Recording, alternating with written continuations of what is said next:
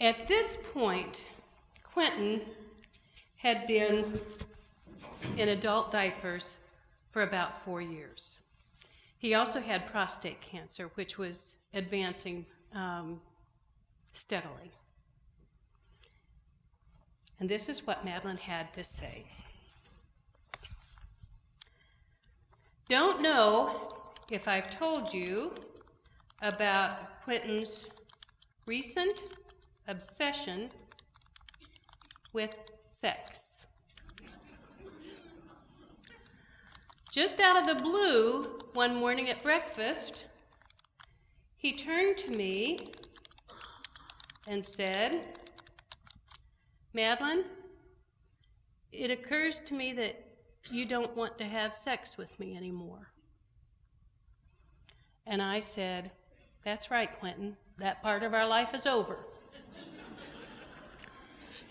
And then he said, "Well, if you're not willing to have sex with me, would it be okay with you if I had sex with somebody else?" And I said, "You know what? Knock yourself out."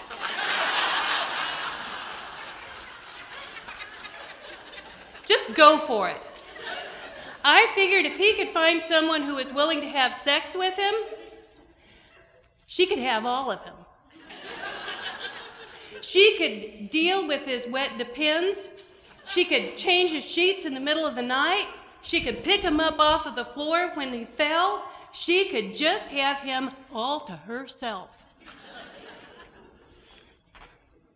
So the next morning, at breakfast, he turned to me and said, "Madeline, would you call Avis?"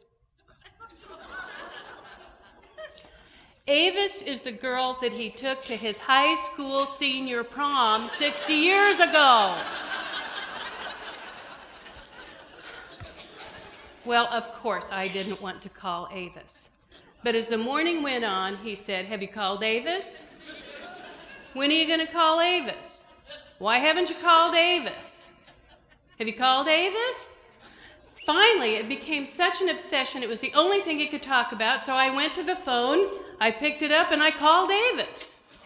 Well, it turns out Avis and her husband were coming to McPherson, it's about a 50-mile drive, from Wichita for a funeral on Saturday. So I said, "Well, why don't we meet at the Red Coach Inn for lunch?"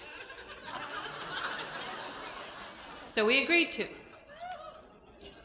So when Avis came walking into the restaurant, she had her oxygen bottle strapped to the walker.